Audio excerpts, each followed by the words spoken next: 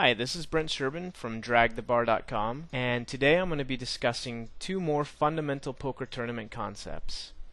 So in multi-table poker tournaments, they're fundamentally different than cash games because the blinds and antes are always escalating.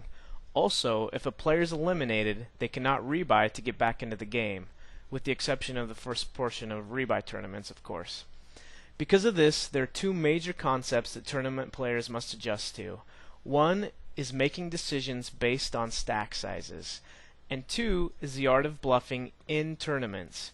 There are many good cash game players that are not good tournament players, and vice versa, because they're unable to adjust their thinking with respect to these two concepts.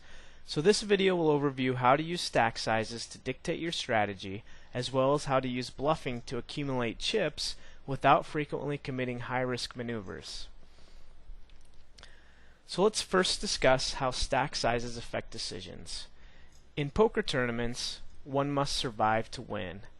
Generally in tournaments, if you have more than 30 big blinds, you have a competitive stack. It's a big competitive advantage to maintain a healthy stack relative to the other players because it allows you to use all the plays in your arsenal and put more pressure on smaller stacks because they are risking their survival every time they enter a pot against a larger stack. So how does the stack size affect a player's strategy exactly? So as we discussed, if you have more than 30 big blinds, you've got the competitive chip stack.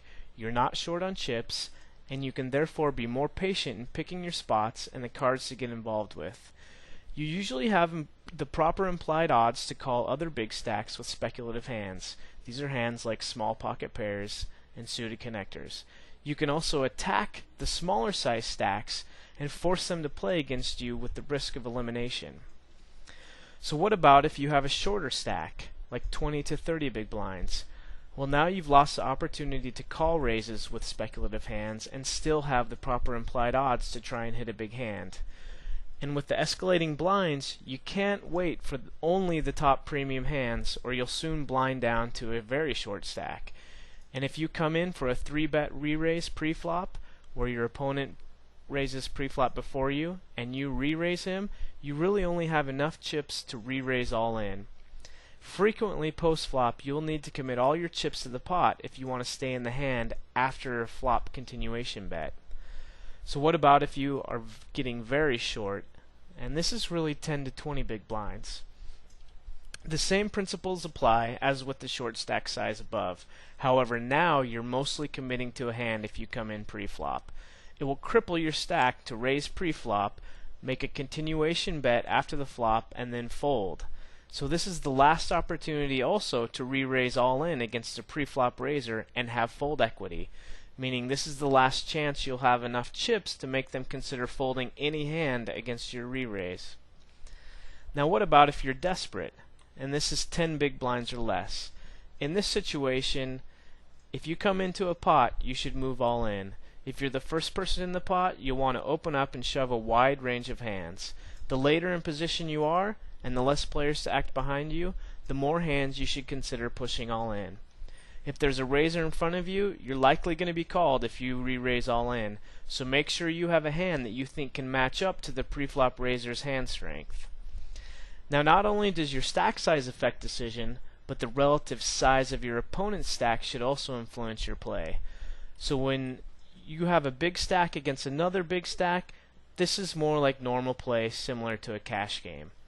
If you have a big stack against a medium stack or a short stack, now this is a great situation for the big stack. The medium stack does not feel desperate yet, and they don't want to get eliminated when there are still smaller stacks still in the tournament, and desperate stacks. So the big stack can be more aggressive, and the medium stack has to tread more carefully. Now what about the big stack against a desperate stack? Now although it may seem counterintuitive, this situation is actually not as good for the big stack as the previous situation that we discussed, because a shorter or desperate stack is in a live or die situation where they know they must double up to have a chance. They can't be bullied because they'll usually be moving all in when they enter a pot. However, because the short stack is more likely to have their all-in plays called due to their small amount of chips, they'll rarely be bluffing and are required to have a decent hand to commit their chips. So they can be taken advantage of with pre-flop small raises. Now conversely, the short stack has a good opportunity to double up when they're able to get a strong hand versus a big stack. Now what about the medium to short stack versus the desperate stack? Now this is a better situation for the medium stack, as he doesn't have to risk a survival going against a smaller stack. The shorter stack should pay close attention to how many chips the larger stack actually has, because the closer they are in stack size, the more ability the short stack has to hurt or cripple the medium stack, so the more fold equity they will have, which could be non-existent against a very large stack. Now in these situations, you may be able to open up and make some all-in moves with less than premium hands if you feel there is a chance that your opponent may fold. So, in summary, in essence, the big stacks should attack the medium stacks should attack the small stacks, and the small stacks should look to be doubling up against the big stacks. Now let's discuss how to bluff in tournaments. Most beginning players think that professional players on TV are constantly making big bluffs to take down large pots and win tournaments. And the secret truth that most don't understand is that successful pros are almost never making large risky bluffs without a perfect situation and read of their opponent. Usually they are making small continuation bets and small post-flop bets to take down dead money pots that no one appears to be interested in defending. In this way they're able to build an aggressive image, and then they wait for the big hands to play the big pots. You can't rely on getting better cards to win a poker tournament, so you'll need to win with the worst hand sometimes. So here are some factors to consider in making bluffs in tournaments. Continuation betting. C-betting is a very effective way to take down pots where nobody has anything. With the goal of survival being paramount in tournaments, players are even less likely to risk chips calling down with medium or mediocre hands or nothing.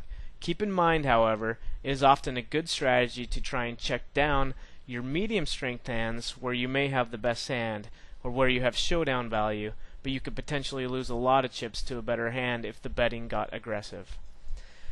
Let's discuss position bets. It's easier to make bluff plays in position because you have more information before you make your play, and you have the advantage of acting last in all the future action. A couple of common position plays are 1. Floating. If you're in position and very confident that your opponent does not have a strong hand, an often successful play is just calling your opponent's bet with a weak hand and then taking the pot away when he checks to you. This can be less risky than raising your opponent's flop bet, especially when he ends up having the goods. Another in-position play is dead money pickups. Oftentimes there will be a flop that doesn't connect with any of the players involved in the pot. In many cases, the last player to act will be able to bet and pick up the dead money that nobody wants. This shows the power of position. Another is semi-bluffing. Semi-bluffing is betting with a hand that may not be the best now, but has a potential to make a stronger hand later, like a flush draw, for example. Now these plays are usually more successful when executed in position, because if you're called, then on future streets you can decide whether to continue betting or to take free cards. And finally, when you're bluffing, you need to be telling a story. If you're going to make a more complex bluff outside of the simpler bluffs discussed above, you should ensure that your betting pattern throughout the entire hand tells a consistent story. If you make it to the turn or river and are considering a bluff, you should think and make sure that all of your pre-flop and post-flop actions make perfect sense for the hand that you're going to try and represent by bluffing. Most inexperienced players make unsuccessful bluffs because they make desperate plays that just don't make any sense compared to their actions throughout the entire hand. So in general, you should be actively using pre-flop raises, continuation betting, and position bets to build an aggressive image and build your stack. Then you can use this image to get action when you make a strong hand.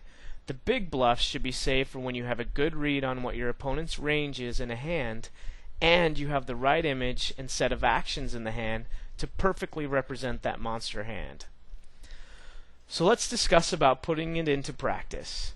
So now it's time to log into Carbon Poker and join your favorite tournament and practice these concepts.